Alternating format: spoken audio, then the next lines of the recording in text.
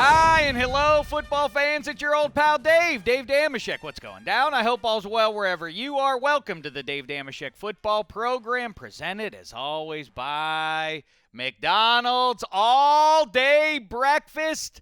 And by all day, I mean you can eat breakfast at any time of the day. What about 11 p.m.? At 11 p.m., you can eat that. It's lunchtime, but I have more of a taste for breakfast. It's sad that this ruins great jokes from old movies, such as Big Daddy and things, where there were built-in jokes about McDonald's all-day breakfast running out, but now it's all day. Yes, indeed. It dates such great humor. There's going to be some millennial out there that's not going to understand that reference. Yeah, I take offense to that. All right. Seinfeld has the whole thing that all of its storylines could be pretty much debunked by cell phones. I think that there's Good a whole point. website devoted to that.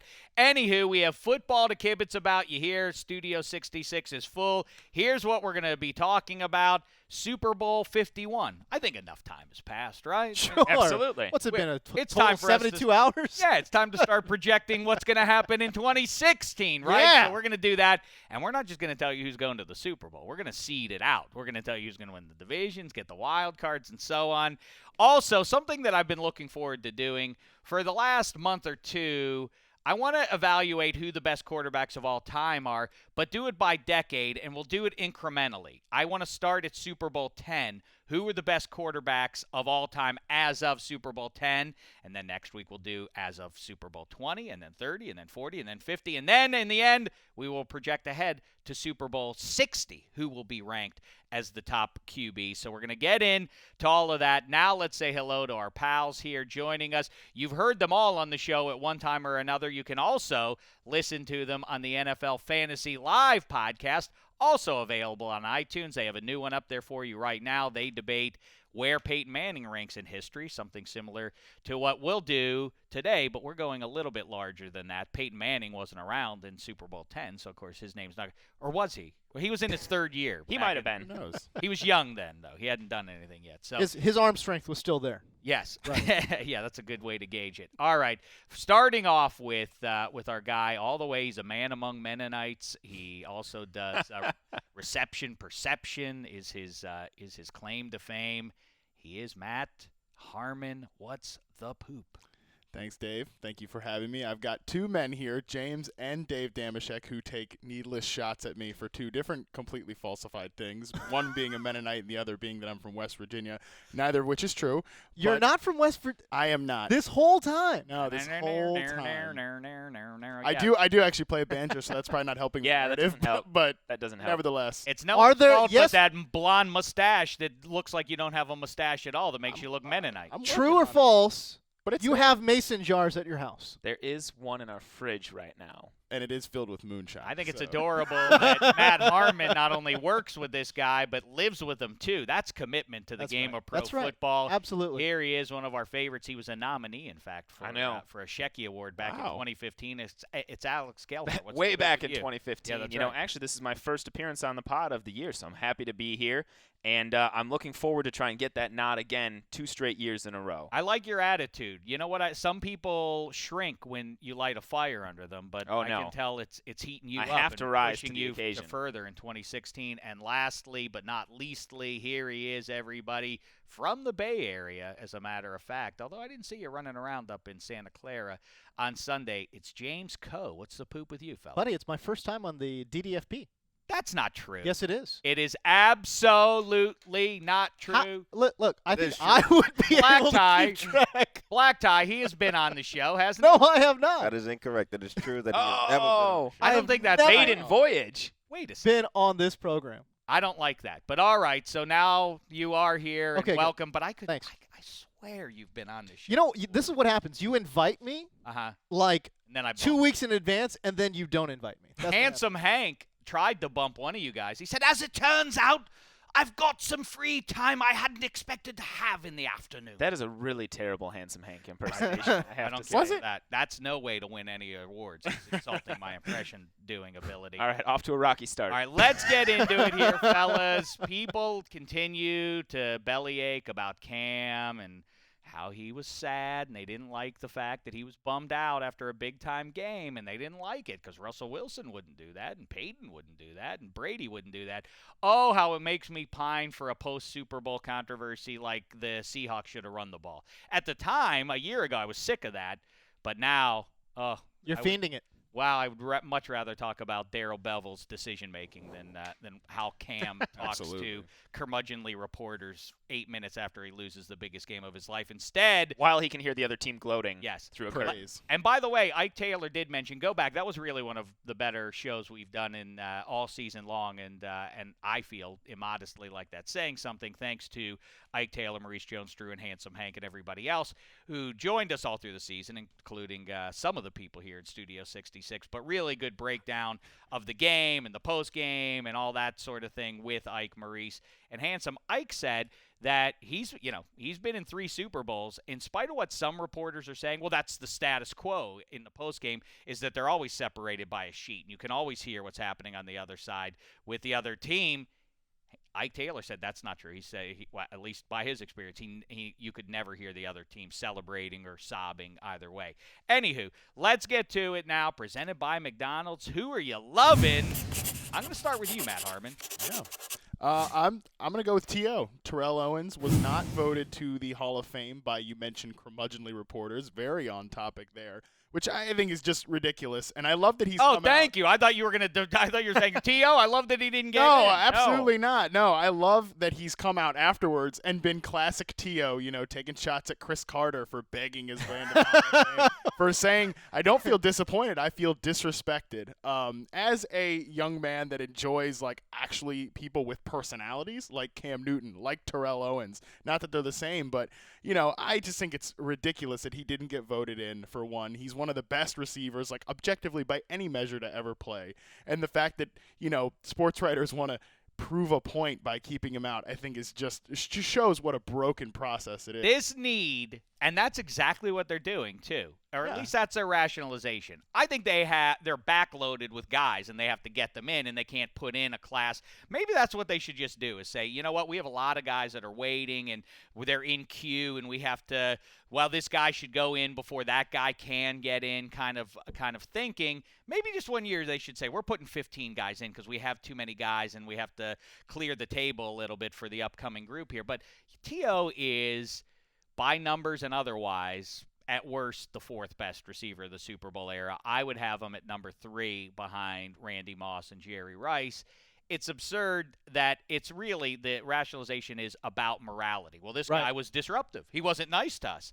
This goes back to Ted Williams era kind of stuff, not winning the MVP in 1941 when he should have, when he had the, when he batted .406, because he wasn't nice to us. Hey, reporters, I'm no fan of Stephen A. Smith or Skip Bayless, but reporters always cite, well, because they make the story about themselves. They're always who else makes it about himself? T.O. T.O. was a me guy. T.O. was too much of a me guy. Hey, Cam Newton, we don't like it. Oh, it's always about me. It was never about the team. You know who's making it about me? You. Reporters. Exactly. He wasn't nice to me. I didn't like. He didn't answer my questions. Yeah. Oh, hey, and also he ruined every locker room he was ever in. He was disruptive. Was he? He left as a free agent. San Francisco tried to sign him. What are you talking about? He didn't ruin every locker room. He took the Philadelphia Eagles to a Super Bowl team that could never get to the Super Bowl. Then then plays one of the great performances. He's not a team guy. He goes out and plays in the Super Bowl. And we have seen some of these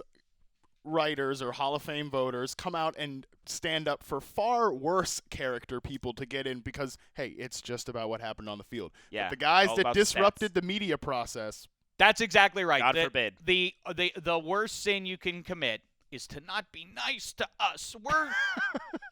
Don't you think we already have so much to go through when we have to go to media day and those people dress up as clowns and they sully our serious-minded journalism. Isn't it part, though, that it's not necessarily just the media? It is how he treated his teammates. It is how he treated, I guess, regular folks, too. I mean, all the prancing around and preening and all that.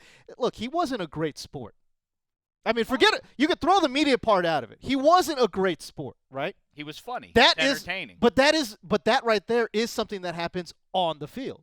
And so that is something that's the on-field characteristics that writers are holding against him. Not necessarily that I agree. He's absolutely 100% Hall of Famer. It's just, but it's like you said, it's a very political process. There's a queue of guys, right? Mhm. So I think some writers feel weird about putting Terrell in before T.O. in before somebody else. I think that's kind of where this whole process goes. Again, I don't necessarily agree with it, but it is more than the fact that he was mean to the media. I know it's easy to sit here and take shots, but, I mean, the bottom line was he was a horrible sport on the field. He was that's fine. But you know what? They always say it must be confusing to be a pro athlete and hear the things that you hear are admired. Michael Jordan, he's the ultimate competitor. He wants to beat you no matter what it is. Yeah. If you're playing ping pong, Joe Montana never wanted to lose. Oh, he got really fiery if you tried to beat him. Oh, this is to be hailed, except that when T.O. behaves in that manner and cries about it, or Cam Newton is sad about it, somehow it's something to use as a knock against them. And this thing of first ballot status versus That's the what it Hall of is. Famer, you had 5 years, everybody, to figure this out. You don't need an extra year or an extra 5 years to Right. think it through. We need to mull it over a little bit more. Come on down from Mount Pius, everybody. Right. Do the right thing. All right. I agree. Gelhar, Who what am are I you loving? Yes. All right, not as probably not going to be as fiery of a topic, but I'm loving C.J. Anderson. He had himself a great performance in the Super Bowl. Thankfully, they stopped giving the ball to Ronnie Hillman as much. This is something we've been pounding the table for a long time in the fantasy community. But you just look at the raw numbers from the Super Bowl. C.J. Anderson helped carry them. 23 carries, 90 yards, 1 touchdown. Ronnie Hillman, 5 carries, 0 yards. That was that. So Ronnie Hillman's a free agent as well. So I think why I'm loving C.J. Anderson is it was great to see him perform on literally the world's biggest stage in the Super Bowl. And hopefully he and the Broncos can kind of see eye to eye and carry that going forward next year, and he can have a really good year. First of all, as I like to point out, I'm older than all of you guys, but he is Joe Morris incarnate, the running back for the New York Giants that won the Super Bowl in '86 in That's not bad. dimensions and Who's running style. Like I say, he's a little old. That's a good comparison. I mean, it really is. When their helmets are on, they look and run exactly the same. It is interesting, though, because he's good, but he's not certainly considered one of the great runners. No. That adds No. to our list of what do you need to have to win a Super Bowl, and what is something that people talk about is an absolute need, but when you look at it, you really don't have to have it in order to go deep. And as the Panthers proved, you don't have to have high. I'll tell you what wide you need. You receivers. need to have luck. You You do. gotta have like that. If that's You know what one it thing. is? It's depth. That's I know it's not exciting, It's but not depth sexy. in the 21st century is everything. true. Everybody's going to have injuries. If you have capable replacements along both sides of the line of scrimmage, that's how you get deep. Look at all the teams that have gotten far in the last few years, and there are very few examples of teams that were thin once their starters started. And to not go just down. deep, but also you got to stay healthy. I mean, you talk about the depth. That's true. There's no doubt about it. At but- the key positions. Yeah, but generally you got to stay healthy. You know, I think it's funny. It's true in fantasy, and I think it's true in real life as well. It's usually the healthiest team that goes, the deepest into the playoffs. You know what I mean? I mean, that was the and case of course with a the little bit of Broncos luck. this year, I think, too. They were one of the teams with the fewest starters they had to replace at any position throughout the season. Yeah. Slady was really the only major guy that Yeah, Right. They lost him before the season even started. Exactly. James Koh, who are you? I'm going into the musical realm. I wasn't sure if I could do that or not, but I really like OK Go's new music video, There's Upside Down and only- Inside Out. There really are no rules at the DDFP since you're a newcomer, apparently, James. I am. Koh. That- The I had only rule questions. is- I didn't know if I could do this or not. The only rule is no jive. Our only rule. No jive? Yeah, No we don't- jive. we don't What is allow jive? jive talk? Come on, man. I'm Who the brought youngest the here. swear? Rookie. Yeah. Who brought the What is swear? what is the? What do you mean? I can't give you jive? I don't want jive. Gotta And keep it it's, real. It's an unwritten That's what it is. rule, Yeah, you but got to keep it real. you're Okay. better off to Got it. agree with Okay. me on all counts. Okay, too. got it. That's- OK Go's new music video, Upside Down, Inside Out. They shot it in a zero gravity chamber. They took one of those planes that go high up and dive down, whatever, zero gravity. But it's 3.5 minutes. But you got to keep in mind the zero gravity chamber. It's only really zero gravity for like 30 seconds at a time. So they're shooting this music video. It's 3.5 minutes long. I've watched it 100 times. I don't know how they shot it. It's amazing. It's a great song. It's a great video. And so I would definitely advocate that. And that's what I'm loving I for. mean, All that's right, really I'd been their shtick for years, though. It's Yes. like their albums, like not many people listen, and it's like, oh wow, the new music video dropped. I'm gonna watch this 12 million times. Right. Yeah, that's a callback again to yesteryear, something that you guys didn't experience, but MTV, when it made the scene, it was all about music videos. that's the place who that- got famous. So the bands that broke were ones that had good videos. That's a network that has like the Real World and stuff like that on it. That's One in the same. it's just programming now. All right, cool. One in the Not same. actually music. What am on I that loving? video. Listen, I'm sorry if this is immodest or self-indulgent, but Okay. I loved my Super Bowl week. I raved about it earlier in the week and how surreal it was to walk the field of Super Bowl 50, to stand on the field, in fact, as the teams were coming onto the field. I want to just show you this to indicate the proximity I had. Walking around there, obviously a lot of the players recognized Ike and Maurice, and I was a hanger-on as they came over and glad-handed with those guys, and that was surreal. Hey, good luck, Brandon Marshall, in the Super Bowl. Nice to meet you. I'm Dave. Hi, Vernon Davis. Hey, go get him, fella. You better go in the locker room because you're supposed to come back out in about 20 minutes there. Then the Carolina Panthers did come out of the locker room, and I was right next to them. There was no human being closer to the Carolina Panthers than I as they made it out onto the field in Super Bowl 50. Take a look at this. The video isn't the greatest, and go on YouTube if you want to check it out. But look at that. Isn't that crazy? Wow. Well, I see. I could have touched him. I see one human being closer to you than them in that video. That man with his there he is. There's his head just keeps. Top of his head. Tina Just, Tillman there it going is. by, the whole gang. That is pretty great though. Shek, you're such a show-off, man. I'm not was- showing This whole- off. I this don't whole thing was believe a it. It's giant- crazy. I thought show off. You know who I was next to on game day, though? Steph Curry and Aisha Curry coming up the top. Oh, there you go. Nice. Right next to him. I was waiting until we got his own highlight package of whatever it was he was leading up to, because he's like, "Let me show you this." I was like, "Oh, cool, we're getting Dave Dameshek's Super Bowl." Well, if you like that bit of showing off, get comfy because that was just the hors d'oeuvre. Take a look at this. Just a sneak preview. We're going to show you these videos in full. We're putting them together for you right now. But I talked to J.J. Watt, who a few minutes later went in and won Defensive Player of the Year again. Our old pal Steve Smith, Matt Ryan, so on and so forth. Just take a look at some of the interactions we had on the red carpet on NFL Honors on Saturday night. It's been quite some time, and I'm not going to point fingers why we haven't gotten together in the last year or two. Maybe it's because you went to the Baltimore Ravens. Or I could have blew you off because I was more busy. Outside of professional broadcasters, what two human beings would you most like to hear call a Houston Texans game? Morgan Freeman Nice, good start. and James Earl Jones. Whoa! Hey, Matt Ryan, Batman and Superman are going to have a fight. Who do you hope wins? That's clever. I was always a Batman guy. Good I mean, for you. that's what I was growing up. So the Dark Knight was my man. How much money do you have on you? Who? You. Do I have on me? Yeah. I didn't bring any money here. Is that right? Yeah, this is a free event. Why is my brain having to work so hard right now? I don't know. I didn't know I was coming on a quiz show. Are you aware of Fashion Popo from Ike Taylor and Maurice Jones-Drew? Yes, I was on that at least 2 times this Yes, year. I know for, you for were. being bad. Before you go in there, JJ Watt, I want you to have this. No. That's a look at that. Are you kidding? Econo You don't know size. how much I need this. I know. This is guys, it hits me right in the heart. All right, sorry about that for the audio listener. Again, I still get the tweets, by the way, on Facebook. Okay. Oh, you don't care about the audio listener. Certainly we do. We're a work in progress still. But you don't, Full though. season in. But you don't, though. Shame the devil. Of course But we you do. don't, though. We know where our bread's buttered. Something and it tells is me with James is not coming back on DDFP. but JJ One and Watt's done. voice, he was so excited Yeah, he because was. we gave him an economy-sized toilet paper thing, 24 rolls for him. Steve Smith, you heard there. Matt This Ryan. is exclusively for the audio listeners. But, Famous Jameis Winston was out there and so on. But how about Desmond rocking the crushed velvet jacket? Yeah, That's a yeah. nice look. Yeah. So all right, now let's. So we're there you have it. And we're gonna have more stuff for you from the red carpet. Black Tie, you say you have something you're loving? I do, actually. Matt Ryan just spoke about it, and I am loving the final, and the finally good Batman v Superman trailer that just came out. I like today. that God, it too. looks I like amazing. that too. And It I know- looks I good. bring it up especially because I know Gelhar is against This- this movie and its existence and Zack Snyder's. Yeah. This place on was this earth. the best trailer of them yet. I still am not excited for the movie. That first fight scene with Batman in the trailer, you guys should check it out, was pretty good. It but, did look good, right? But it seemed like this trailer they were trying to mask, which is the biggest problem that I keep talking about this movie, is there's too much stuff going on. There's Jeremy, like they there's like didn't need 18 Wonder there's Woman. like 18 I don't. I characters. already They don't haven't like. even shown them all in the trailer.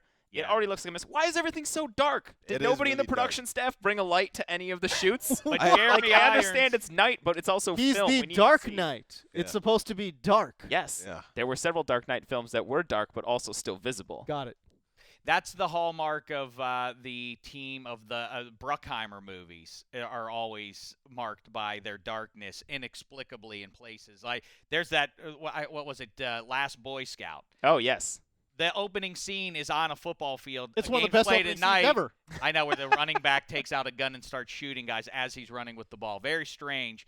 And also, there's no lighting on the field. Why didn't they have lights at the game if they were going to play a night game? Same thing. The Gone in 60 Seconds. Robert De Niro, not Robert De Niro. Nicolas Cage? No, Bobby Duvall is working in an auto mechanic place fixing a car. And It's like pitch black. Again, no lights on, just natural light beaming from into the. Why not have some lights? If you're gonna have a body shop, right? Don't you get lights installed? You in would there? think. Yeah, very weird. All right, let's get to it then, fellas. We just now gave one last look back at Super Bowl 50. Let's look ahead. Oh, speaking of looking ahead. Okay. I hope your off season went well because it's hereby over as of this Saturday. Football withdrawal, NFL Network starts Saturday noon Eastern, goes all the way through Monday President's Day.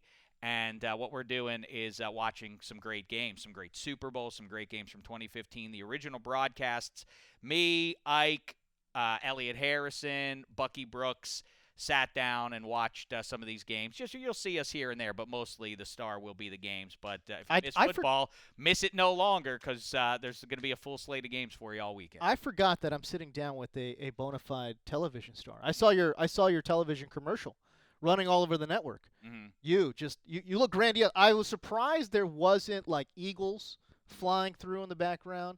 Maybe a little bit of the American all the budget flag. went to me. All budget. It's a good commercial. Thank you. I was impressed. So be on the lookout for that NFL Network. Now let's look past those games and to the 2016 NFL season. Okay. And start ranking them out here. I went ahead and did it, and I don't want you to think I've put these in pen. They're just in pencil right now. Of course. Listen, I'm a narcissist, but I'm not that crazy that I'm not going to alter Says these the same picks. guy who changes his pick week after week. In week 16, I got a new Final Four, guys. I got a new this guy. Turn off your microphone. No more mic time for you for 10 minutes, and we'll see where it goes from there. All right, let's start in the NFC. My division champions are the Carolina Panthers. I like it. Except The Dallas Cowboys. no. All I right, don't know if I can buy we'll that. debate them.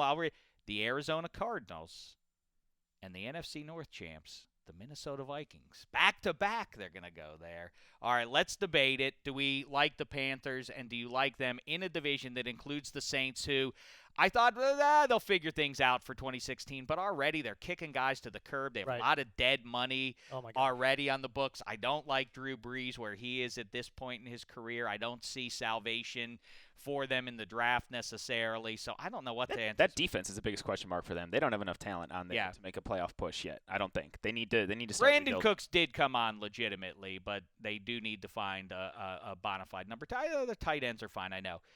So then the Falcons, I think year 2 for Dan Quinn. I think obviously we saw that back with Mike Teva Smith trying to toughen the team up with his words on Hard Knocks.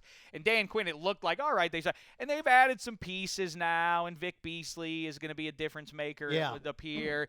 So they can solidify it. I think they'll be better, but still they're not that scary. And I do think Jameis's gang is going to be better too, but I think the Panthers are the clear-cut best team versus the competition that faces them in their division.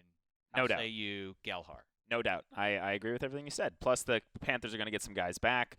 The draft, they'll hopefully sign some other Think about that. people. Think if Devin Funchess gets a little bit better and Calvin Benjamin comes back at full strength. Eek, that's awful scary. Harmon, you're a Panthers guy. Yeah, I think that they will win the division again. I think that the addition of Benjamin back again, and I think they'll make a move in the draft probably for a third guy to play there, make Ted Ginn kind of a situational deep threat. I think that'll be good.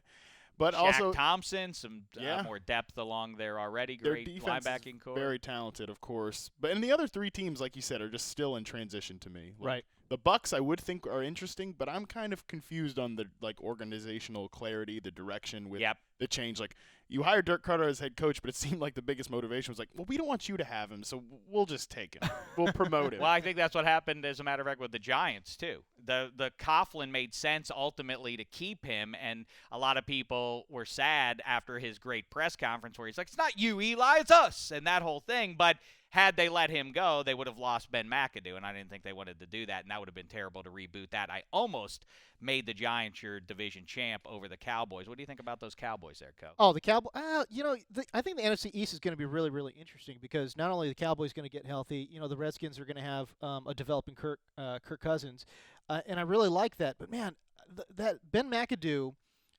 offense there with the Giants, and they got a ton of cap space. They've got a ton of cap space. I really like what the Giants are, the direction they're going. I think offensively they're fine. I think defensively they're going to shore up some holes in free agency. Hopefully they don't miss. But yeah, I really, really like the Giants in that division. But no doubt about it. Look, if Tony Romo gets healthy, Des Bryant is there. I mean, we're kind of glossing over the fact that Des Bryant was hurt for a large portion of the season. He gets healthy. And I think they'll make a move in the offseason as well. But boy, I tell you what, I really like the Cowboys in that division to win it. They got to stay healthy, obviously. Laquan Treadwell. I know a lot of people are saying Carson Wentz, the kid out of North Dakota State, who I love, is possible at number 4. You're seeing some of our guys, Daniel Jeremiah and Bucky Brooks, put him to the Cowboys. But Treadwell or another pass catcher alongside Des Bryant all of a sudden would make them That very would be scary. fantastic. I mean, what the defense is and whatever issues they have, fine. We'll deal with it, and we'll just outscore you. It seems like the way they could be built. And who knows if that I know they can't talk about it. In fact, I asked Tony Romo that on Media Row, and I bring that up to name drop, but also because Tony Romo, when I said, what about going back and getting DeMarco Murray and saying, let's just pretend 2015 never happened, he said, I'm not allowed to address that. That would be tampering. It's true. Very professional. It's true. Yeah. I will say. Although I don't think that stopped Des Bryant, though. No, Des was all about it on Twitter. I know. That's what I said. What about the Des tweet? Yeah. Well, maybe we shouldn't be talking about that. I would like to say, let's not sleep on the Eagles if they get their quarterback situation ironed out. Sam Bradford played a little bit at the end. I think we don't know what. Now hold on. We don't know what Doug Peterson's going to be as a head coach yet, but he did hire 2 great coordinators, and we just saw in the Super Bowl excellent coordinators carry a team to a title. It's true. So you got Jim Schwartz as his defensive coordinator and John DeFilippo as his offensive coordinator. They have some talent there. Aguilar's going to be a second year. They've got to see him. He looks like he's smirking at me with this, but they have some. they have some pieces where there is always a team that surprises us. And I'm just saying, let's not. The NFC East to me is like the most wide open division next year. I think just too many holes in the offensive side of the ball. I like what Jordan Matthews brings to the table, but he's not. I don't think a true number 1.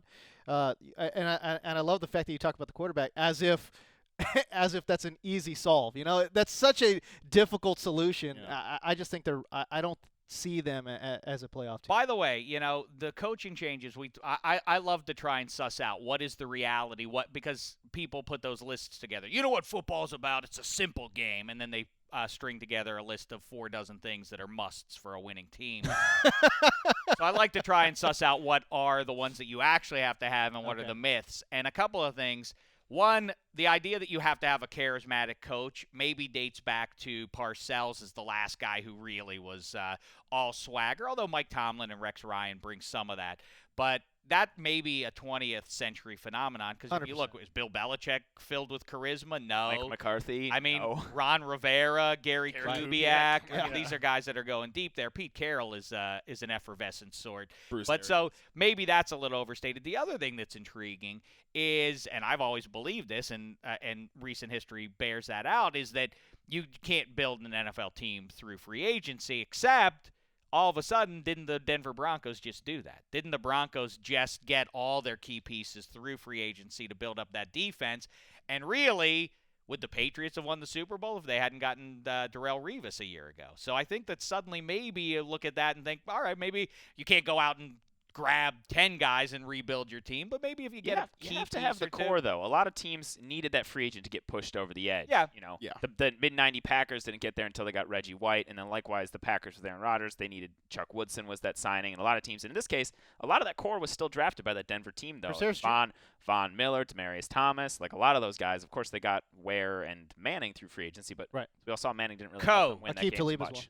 And Arizona Cardinals. Yeah. I know that Mark Sessler, our pal from around the NFL, has put the Arizona Cardinals into Super Bowl 51 already. My question is, isn't that a little bit of a gut punch if you're a Cardinals fan, what Carson Palmer did in year 36?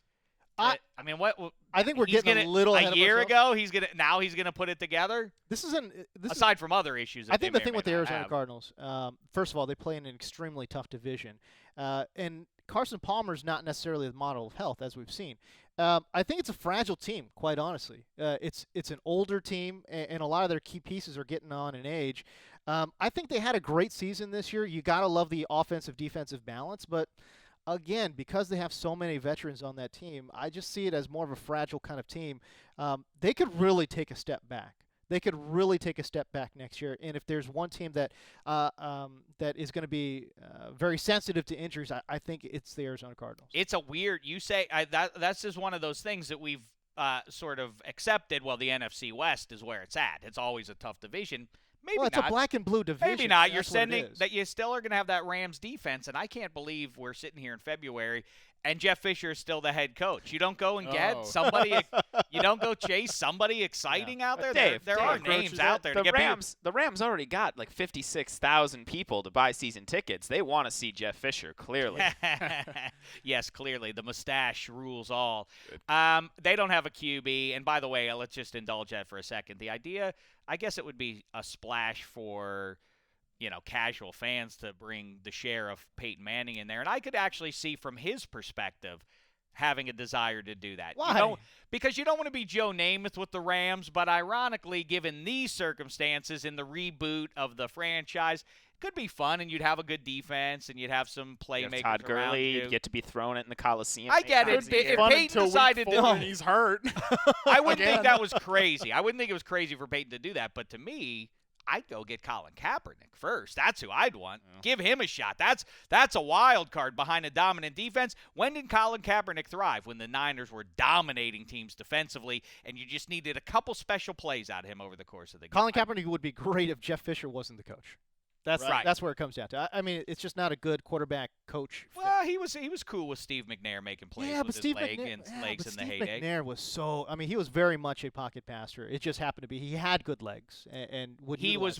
Steve McNair was more Roethlisberger, Jameis Winston than he is running QB, but he still could burn you with the legs. Personality-wise, too, I think Kaepernick is more like Vince Young than Steve McNair.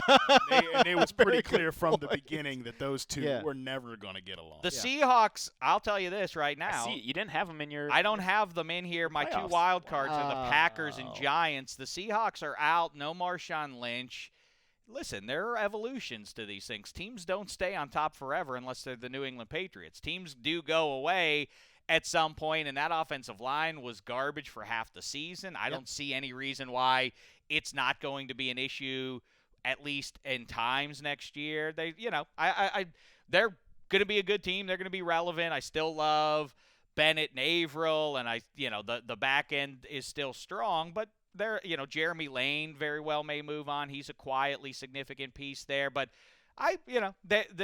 those struggles lasted the entire year, so it's hard to just wash your hands of them when you can't point to an injury. I know Marshawn Lynch was down, but Marshawn Lynch isn't going to be there, so it sort of looks very similar, and I don't know exactly where the fix is there. I don't know that Jimmy Graham is that fix. We might be discounting this offensive evolution that occurred this year in the second half of the season. Exactly what I was going to say.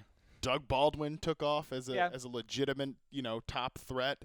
Tyler Lockett's developing. He's an exciting young player. And Thomas Rawls, too, if he comes back, I think he was better than Marshawn Lynch. And I agree. That's a stretch to say it all this year. Wilson was doing all his damage for the most part down the stretch from the pocket. We looked at, next-gen stats, not to be a total company shill, but they would show his launch charts where he was throwing passes from. It was all right behind that shaky offensive line. It wasn't him scrambling, making these schoolyard plays. He was sitting there dissecting the defense and ripping them apart. Unrelated note, Shek did pick the Seahawks not to make the playoffs 2 seasons ago. After they won the title and eventually made the Super Bowl. Has that been 10 minutes? Was his 10 minutes up? Yeah. Now it's a 15-minute probation. Last thing before we move on is NFC North code. Do you think I got that right? Vikings. No. I mean, listen, I know Absolutely not. this makes me not a company man, but I continue to be baffled by why we're awarding Adrian Peterson when other guys have been kicked out of the league and not getting other chances. Sure. But yay, Adrian Peterson. Anywho, that aside, my ascent to Mount Pius notwithstanding, that defense is on the rise. Teddy Bridgewater can only get a little bit better there. Not exactly overwhelming in year 2 there. I think Norv is holding the offense back. I've never been a big Norv guy. I know that a lot of folks keep saying he's an offensive mind and a great genius at offense. I just don't see it. I haven't seen it. With his Charger days, I didn't see it. Obviously, with Oakland, I didn't see it. And I'm not seeing it here. It's an old-school style offense that he runs, and it's not very creative. I would be shocked if the Packers don't win the North. They're going to get Jordy Nelson back. And keep in mind, man, they won 10 games without Jordy Nelson and Fat Eddie Lacy. Like, what happens when they get Jordy back? Honey Bun Lacy. And Eddie Lacy sheds those pounds. He's going to hit that P90X hard, come back shredded. They also lost their third-round pick, Ty Montgomery and Devontae Adams for much of the game. Well, forget about Devontae Adams. I'm just saying. Let's forget about it. But to your point, Ty Montgomery's coming back. Yeah. And he'll solidify the offense. It'll be Ty Montgomery, Randall Cobb, Jordy Nelson with a slimmed-down Eddie Lacy. Aaron Rodgers still there. I mean, look, man. Who wins these games, though? But think about this: this is Ali Frazier. This is panache and excitement versus brute force. And in the NFL, the deeper you get into the season, if the Vikings are around, if the Packers pull away from them before Thanksgiving, then that's one thing. But if the Vikings are right there, and they have a head-to-head or two even in those last 6 weeks or so, I think the Vikings win out there. I think that style tends to pointing at things of styles and these the myths versus the reality. They've got a great December. defense. The rugged ball wins now. They've got a great defense. But and you talk about Adrian Peterson, at some point, I know he's a cyborg. I know he's a machine. At some point, he's got to slow down, no? He was starting to a little bit this year. He's still phenomenal. He was one of the highest scoring fantasy running backs, and I think didn't he lead the league in rushing too by a thin margin? Yeah. But it wasn't quite the same Adrian Peterson we've seen. So I'd almost wonder if they start to give the ball to Jerick McKinnon a little bit more next year because he's very dynamic. You put this out there. Didn't he still lead the league in rushes of 10 yards or more? Of the top 10 scoring running backs, he had the most of them, but other people had a higher percentage. But he is no longer the best running back in the NFL. That title belongs to maybe Todd Gurley, but I'll still ride with, if he's healthy and right and 100%, Le'Veon Bell. That takes me to the AFC. Yeah. Number one, I know Dave's such a homer, except for the fact that for the last 4 years I have correctly picked what the Steelers' record is going to be in the preseason, so how much of a homer can I be if I'm spot on with it? I've never done this before, I don't think, in my 6 years at the NFL of predicting such things. I've never put the Steelers as the number one seed in the AFC.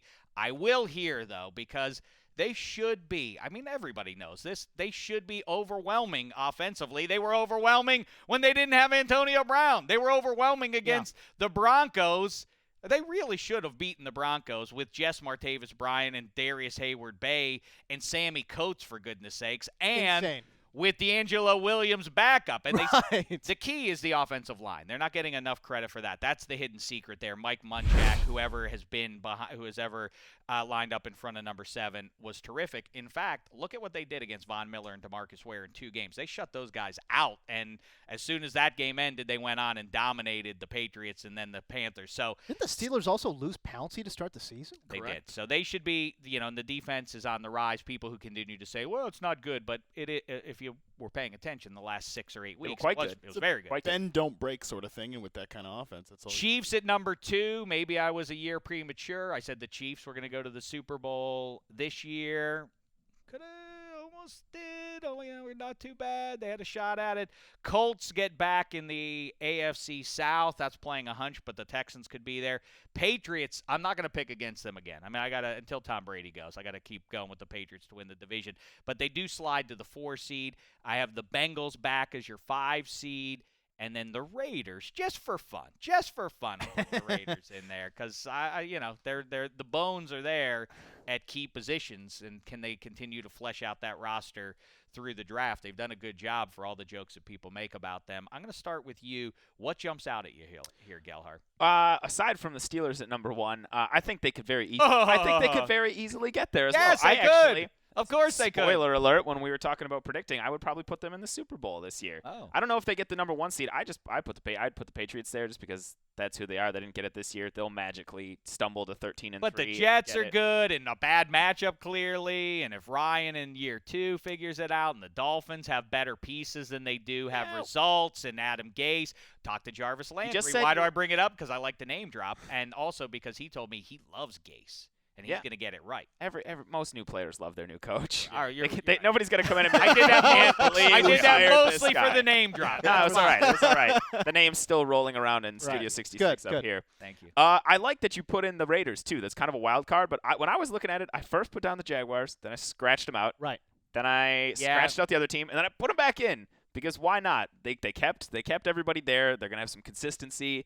They had a great offense this year. If Bortles, stops throwing interceptions in the first half and takes the next step, they're going to get it better on defense. They lost their 3rd overall pick this year before the offseason even started, basically. So we need one of those surprise teams every year. I think this could be one of those teams where they're far from perfect, but they do just enough to make it into the postseason. I would have had the Jags in there, but I've talked to a few Jaguars insiders, and they've told me that the people don't really believe in Blake Bortles. I would totally understand that sentiment. That there's some concern internally. But for the sake of good radio/YouTube, I thought, why the heck not? I like the pick. Harmon, how say you? Anybody I got wrong here? Anybody that should be on this in these 6 seeds here? Someone that nobody's mentioned yet is Baltimore. And I know. I actually, and I understand why maybe you didn't. I don't keep them out. I pick up. No, but outrage. Listen, I said I understood if. Not making an accusation here, but anyways, I think that Baltimore could clearly rebound this year. They're gonna get where do they pick in the draft? They pick 6. Yeah, they like pick top 8 so. definitely. So they'll get, and they never pick up there. So Ozzy's got an ability to get like a stalwart defensive player or something like that. Their offense is pretty interesting.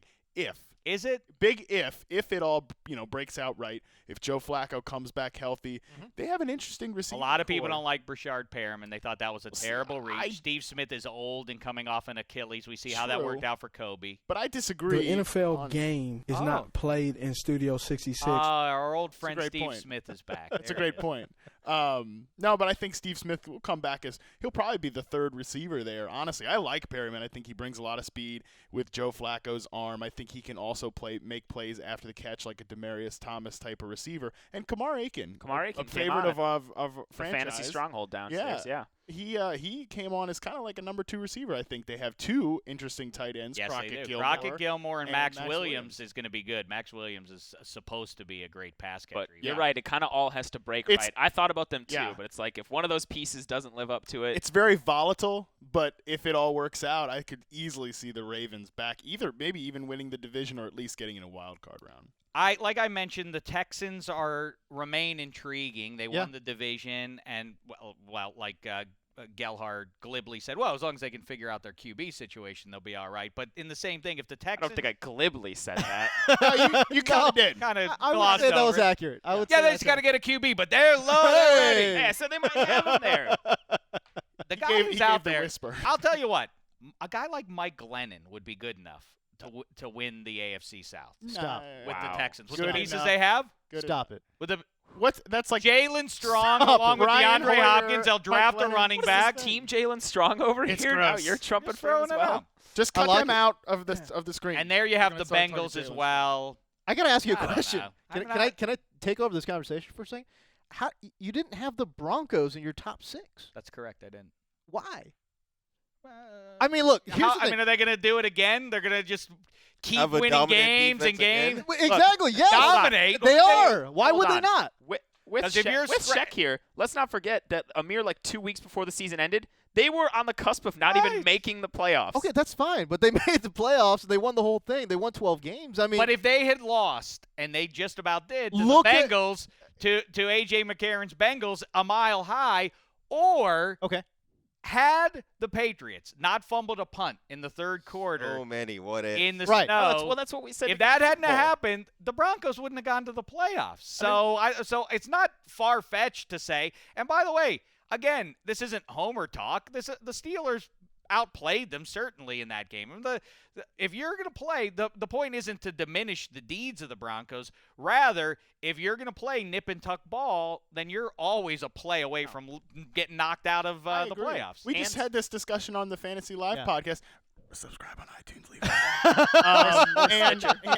and we just said, we were saying that this is a really tough formula to replicate year after year. You know, Osweiler's going to be the starter. Okay, he was all right, at best, with some really shaky moments. It's a tough formula to be minimalizing your quarterback and win a Super That's why Bowl. they're going to get RG3. I think that the AFC as a conference is going to be down next year. The AFC West in particular, I look at the Chargers, they're going to be a complete train wreck. The Raiders just aren't ready yet. The Chiefs are interesting, but not that exciting. And, again, I just think the Broncos win that division. I don't think it's going to be close. I think they found their identity this year.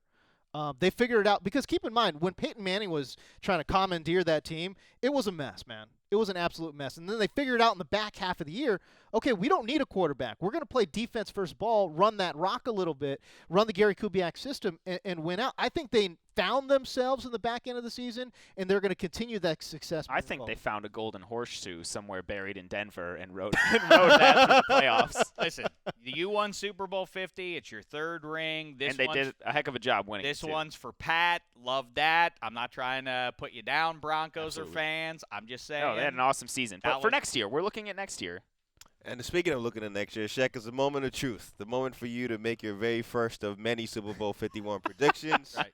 Who you got? Super Bowl 51. Pittsburgh Steelers, Dallas Cowboys. Why? Wow. That's so gross. Love it. Gross. What would be better? What do you I'm totally cool with the Pittsburgh side. They played each other Dallas. in 3 Super Bowls. How cool would that be for those two to get it on again? We got a lot of different It's the NFL's version of the Lakers and Celtics. I mean, it's the most frequent matchup in Super Bowl history. Not my NFL. I don't know how. I don't think Dallas could make it. I don't know. Yeah. That's a shock to me that you think they're going to make it through. That's outlandish. Green Bay, Arizona, all these Seattle. other teams. They should have beaten the Packers in Romo even Lambeau. gonna What do you play mean? 16 games. No. Come on. I'll answer that for you. No, he's not. Right? Exactly. Absolutely not. They'll put in Carson Wentz. Terrific. A couple games. Or we'll get to watch Brandon Whedon again. Romo heals up. Yay. All right. I mentioned those great games back in the 70s between the Cowboys and Steelers. That's why I pine for that matchup in the Super Bowl as a fan. But legitimately, I could see that one going down. I could also see the Packers, winning the division and dominating. I could see the Patriots getting back there. There aren't a lot of teams, though, that jump out at me as legitimate contenders to go deep. But we're awfully ahead of ourselves with that. So let's look way back now. And 2 of the names that really emerged in the 70s were Staubach and Bradshaw, Roger and Terry, in case you're not familiar with them. But like I say, I think it's fascinating. Peyton Manning wins Super Bowl 50. And like I said in advance of that, if he gets that second ring, he then has to be in the conversation. And people get the whole ring debate, but it does matter. If you're the quarterback of the team, your ring count does matter. And that's why they play the season until somebody wins the Lombardi Trophy. It's not all fantasy. It does matter how you perform in the big games. Peyton has that ring. He was a bit player in this, but he now, as of right now in 2016, he's probably the 3rd or 4th best quarterback of all time. We can debate that, certainly in the top 5 probably for almost anybody. But as of Super Bowl 10, who were those names? Who were the 10 best quarterbacks in NFL history circa January of 1976, and we're calling it the best QBs of all time, circa Super Bowl 10, mainly because I like saying circa. Circa's a good word. Circa Super Bowl 10. Here's my list. Oh, and here's the standard before you show it. Okay. The standard is that so Sammy Baugh you're not going to see, Otto Graham you're not going to see. The standard that we figured out is let's make it so that the guy had to reach the Super Bowl era. So Johnny Unitas is going to be on this list, even though he was well past his prime, because he reached 1966. In fact, he hung around until, I think, 73. I think, yeah. So I think that he played in the era, and that's the standard. You have to reach the Super Bowl era, even if it was your last season. So, all right, here we go. Let's show it, everybody. The top 10 QBs. And again, this is in pencil for now. We're gonna figure this out. We'll put it in pen maybe right after this. Have any pen, Shek? Everything. Number 1, Black Tie. That was not 15. Black Tie's trying to run and get banned Black from Tie the doesn't program get to altogether. talk. Yeah, he doesn't get to talk till March at this rate. All right, best QBs of all time. Number 1, as of January 1976, Johnny Unitas, number 1. People, you kids out there, you may not know who he is. He was the great champion of the Baltimore Colts. Spent a bad season in San Diego with the Chargers. It looked weird, but did he? Yeah. I don't remember that. His But last season. Johnny Unitas was the great star of the Baltimore Colts, won many championships, 1958 title against the Giants, the game that is called the greatest game ever played, not just because it was an entertaining game. It's not the greatest game you'll ever see if you go back and look at it, but because it marked the prime time nature of pro football, the emergence of the NFL, and people really started paying attention to it in 1958, and Unitas was the great star of that one. Then I'll run through the rest of the list here for you. Bart Starr, winner of the first 2 Super Bowls. 9-1 postseason record. At number 3, Fran Tarkenton. He could run around. He could throw it. He was a little fella. He was sort of the precursor to Russell Wilson. Absolutely. Great winner, except in Super Bowls. Roger Staubach, 1976 now. Remember, he hadn't played that long. He won a Heisman Trophy at Navy, then went off and did his military service. So he was on his way to greatness and had already won a Super Bowl in 6 against the Miami Dolphins, but his career had not been completed at that point. Then Joe Namath, the winner of Super Bowl III, probably the most significant single Super Bowl victory for the history of the NFL. Sonny Jurgensen, a stats machine, big arm, threw a beautiful ball. Terry Bradshaw at number 7 by virtue of 2 Super Bowl rings. He hadn't peaked as a passer at that point, but 2 rings. Hard to argue with. Lenny Dawson appeared in 2 Super Bowls, 1, and he won Super Bowl IV. John Brody of the San Francisco 49ers put up some big stats in particular. Look up his season in roundabout 71 or 72. And then at number 10, we have Earl Morrall, and he backed up Johnny Unitas, split time with Johnny Unitas in a couple of Super Bowls. In fact, started Super Bowl III against Joe Namath. And really, the thing that puts him on this list is in 1972, when the Dolphins went undefeated, he played quarterback more than Bob Greasy did. Bob Greasy, as a side note, the most fraudulent of all Hall of Famers. Wow. They're ridiculous. How he got into the Hall of Fame. Wow. Crazy. It's crazy. All right. Fraudulent. Let's go around. Also a great word, by the way. I'm going to start with who did the most work on this? Matt Harmon? These Yes, are my absolutely. spreadsheets. Yep. These Matt This is Harmon his actually spreadsheet. made spreadsheets. He I makes feel spreadsheet. good about He makes it. a spreadsheet for Everything. everything. Don't Except house chores. don't undercut my enthusiasm. for his enthusiasm. I feel special because he did spreadsheets for the DDFP. Go ahead. Okay, so my 2 big takeaways. I think you can make an argument that Fran Tarkenton should be at number 1.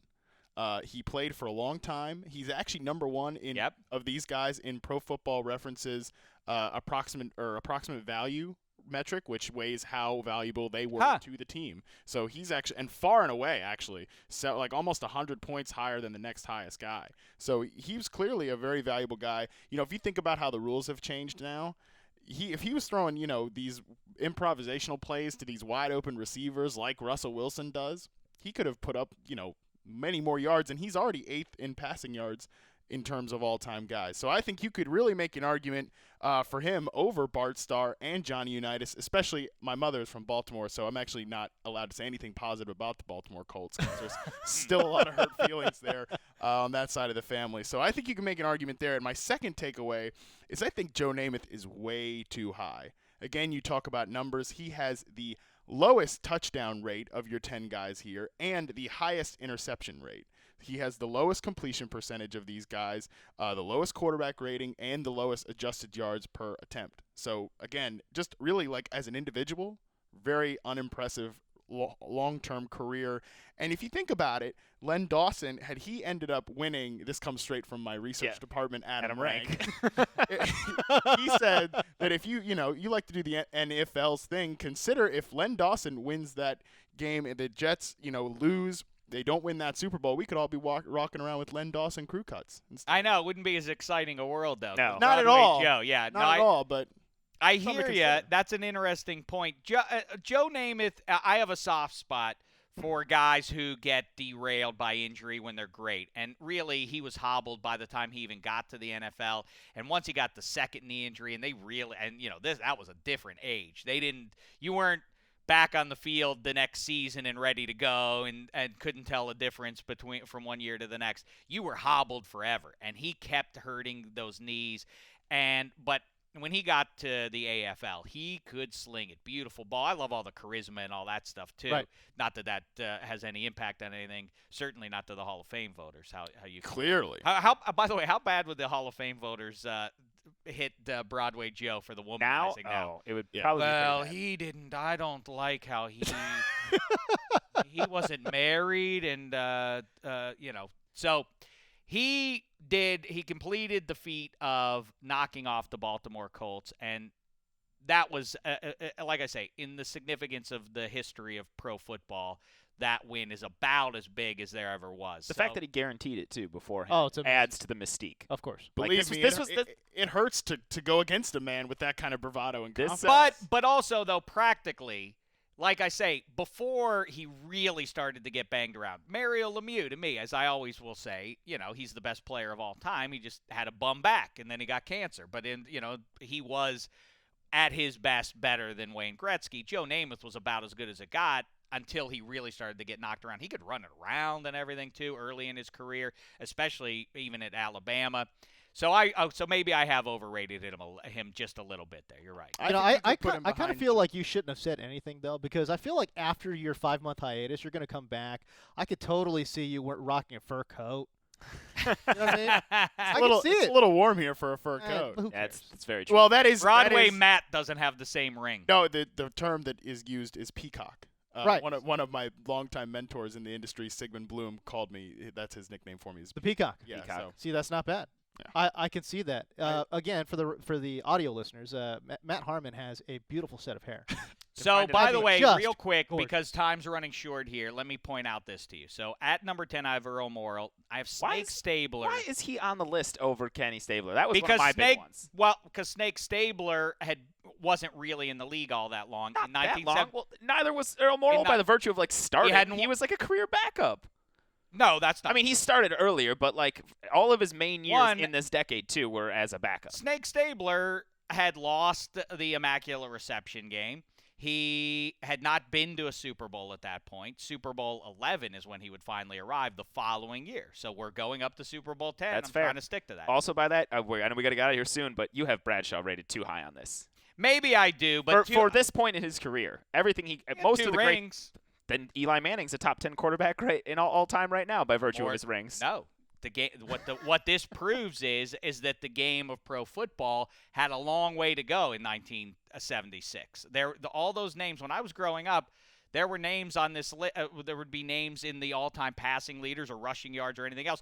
Joe Perry of the Giants, when I was growing up, I think was the third leading rusher of all time. Look up that list now. See where you find Joe Perry's name.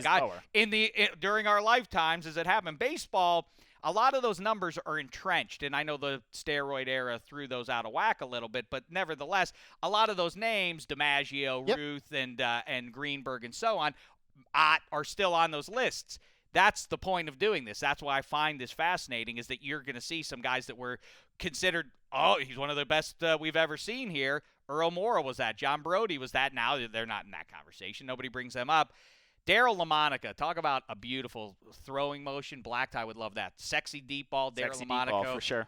Who took the Raiders to Super Bowl II in the AFL days, really lit it up, as did John Hadel with the Chargers. He had some big years. Bob Greasy, I put him on there just to say that it's ridiculous because he wanted to get that slander. He went 2 for 4 in some playoff games. He threw the ball 4 times in playoff games. We were laughing at his numbers.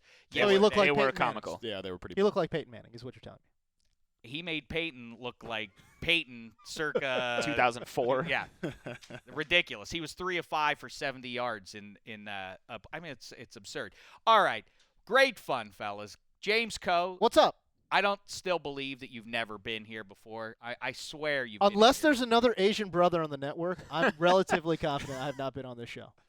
What was the word he didn't know? who didn't he? No, know? I It was knew what. jive. First of all, Jive, yeah, jive. Okay, can I clear the record? I You know don't what speak jive is. I know what jive, but I'm saying, like, what does that mean? Like, no jive on the show. By the way, they had a graphic We up don't there have before jive. for the They did. Shectionary.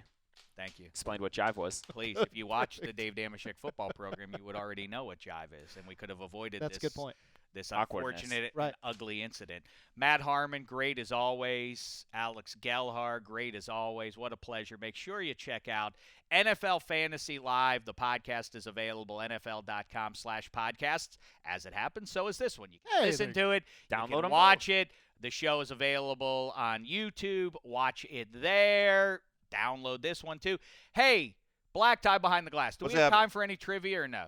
No time for trivia. I wanted to do a Matt quick G, trivia. Matt Gothard, the Goth Kid, is heading to Vegas this weekend. Is that why we're in a hurry? That's right. I just was told by Matt Gothard that we had to go because the crew was about to break. Matt G is part of the crew. I respect He's that. one of the move. do. Is that a lie? I Is that respect God that. Kid's Wow. first lie to me? I respect it. It's not a lie, guys. He's part of the crew, and G4 and the rest of the crew do have to have. I'm doing this real quick. Well, Let's no, go around. what? Let's go around the room real quick here. The three of Do we have you, time? No. three of you for wide receivers. You love talking pass catchers. Let's do it. I'm going to God. start with you, Harmon. Oh, my word. There's a list in front of me here. The 20 greatest single-season receiving years, yards-wise, by yardage Okay. in NFL history. Okay. We're going to go one at a time until there's only one man left standing. Until the music runs out. No. Here we go. No. Don't do that music. Go ahead. Calvin Johnson is number 1. Jerry Rice. Okay. Oh, we're only going to let you name that guy one time, so you can't say okay, Calvin Johnson if he was on there twice. Go ahead. Randy Moss. All right. Marvin Harrison. Marvin Harrison is on the list. Don Hudson. I would be surprised. He only played 12 games. Close. You are out, Alex tried to go Gelhar. deep. It's down to Koh now. Go ahead, Larry Koh. Fitzgerald?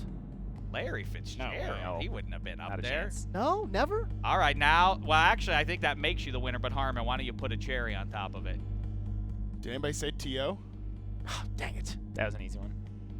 You know what? He might not be on. T.O. isn't on this list. I can't believe it. T.O. never had one of the top receiving Oh, no seasons. cherry for me. No, but you win anyway because you gave one more Trouble. correct It answer. gets very nebulous into like where that breaking point is. Can I see Calvin the list out of Johnson, curiosity? Julio Jones, Julio second of Jones. all Yeah. time, Jerry Rice, Julio was Antonio just there. Brown. I wanted to didn't see it. miss. That was- I skipped. I knew Julio's. I skipped it to try and go deeper. Why do you go Oh, that's AC? peacocked. great strategy. You know, here's Idiot. here's a crazy one. Isaac Bruce, fifth. Oh, most yeah, you yards know in that a is single right. season. Isaac Antonio Bruce. Brown, Correct. Charlie Hennigan, Marvin Harrison. AB has two of the top Wow. 8 all time. Torrey Holt, Herman Moore. There's Oh, Calvin Herman Johnson Moore. again. Marv Harrison, Josh Gordon, Jimmy Smith, Torrey Holt, Randy Moss, Demaryius Thomas, Michael Irvin, Rod Smith, and Bambi, Lance Allworth, catching passes from John Hadle, among others. Yes, Black Tie, what do you want to do? We have fan mail we got to get to before we get out of here. Oh, we're Matt doing G fan has to mail? Vegas. Yeah. Okay, I'm going to do just one today. Just one. I really appreciate it when the Czech Republic rises up and sends us something, and you are a favored citizen for all of time for sending us stuff. Mike Reed, a.k.a. Blue Line Bomber, writes from San Mateo, California. He's a big listener and supporter of DDFP all the way back to episode 1. His friends and family are always being retold stuff. That's not a good idea. Don't you look silly when you go around and pass off Dave's information because it's usually reckless speculation. But talking about the NFL, football baby. Now that's somebody you do want to listen to. Yes, He knows what absolutely, he's talking about. He sent us. Let's see. They get a group on Sundays during the season to watch the games, and they watch us do Game Day Blitz, me, Ike, Maurice, Bucky, Mark Iztook, and everybody else. They want us to sign a football. How about that? Okay. What if we just send them back a football, but instead of Ike Taylor, it says James Koh on it? That's not nearly as good. Would that be? Would you think That's- they'd be upset? You think I Mike like Reed? Gothard on it. That's Yeah. good. That's Gothard? Yeah. Gothard and James Koh. Must-have. Those are the only names. Gothard, but it just says Vegas, and the S is a dollar sign. Nice. Thanks, Mike Reed. We will definitely We had a all card, sign didn't that we? for you. We have that one card. You want me to open the other yeah, one let's do too? the card really I'll quick open and then this wrap it other up. one. Okay. Wow, it's interesting because Matt Gothard said we had to wrap. We need to Big request hurry. some fan mail here. Man I service. didn't realize this. This is great. Also, we got Those are good from booze. Dave Dave Thakara, no Twitter Dieter handle. Brock. to all the participants of the DDFP, although you probably get told this so many times your collective heads couldn't fit in Steve Wallace's helmet. I mean, that's an insult. I don't understand that. Podcast, they like the show. They think it's fun. Usually well-informed, it says. Usually well-informed. Why usually? Not always. Well, sometimes you bring me on and I'm just garbage. That's true. You guys all embarrassed yourselves on that receiver question. Absolutely. Now. A lot of comedy in here. Had to Google it between episodes of West Wing on Netflix to find the card, Shek. The mailing address of Studio 66. After dozens of keystrokes, I found it. It's very nice. He has a humble offering to us. He wants us – oh, wait a second. His part-time positions are radio board operator and freelance color commentator, the Wilkes-Barre Scranton Penguins, the AHL affiliate. Yes. Ooh la la. Go Penguins. I want to make a trip out to Wilkes-Barre and see that. Anyway, he's a Bears fan. I don't like that as much. Yours in NFL fandom. And he says, he's in Wyoming, PA. I didn't know there was a Wyoming, PA. But look at this. This proves he's been with us for a long time because me and our old pal Rank would bring this guy up every single episode. Dieter Brock. There he is. Dieter Brock. I'm back in the lead now. I think Rank won the ultimate competition over many years or many months worth of competing to see who could make the Dieter Brock drop first on a given episode. But I've just now reclaimed it. Thanks for that, man. We even once talked to Dieter Brock on the show. That's fantastic. Spoiler alert, when we get to Super Bowl 20, circa Super Bowl 20 QB list, Dieter Brock is still not going to be on. Okay. All right, let's leave it. Thanks, Koh, Harmon, Gelhar, everybody behind the glass except Gothard. Creepo. Can't fault the man for leaving early for Vegas. I know. Yeah, really. I mean, come on. I wouldn't have even showed up, bro. He's going to be up all night. What difference does it make when he gets there? Got to beat traffic. You know this. All right. We'll be back at the start of next week. In the meantime, don't forget to watch Football Withdrawal all weekend on NFL Network and check out the NFL Fantasy Live podcast. Talking about Peyton and beyond. It's not all hardcore fantasy. It's talking about his place in history. So check that out. All right. All that being said, we'll talk to you next week. In the meantime, thanks so much, football fans. It's been a thin slice of heaven. Ooh, it's like Taylor's theme music. You guys are working towards your own song. Can't wait, to be honest. You play your cards right.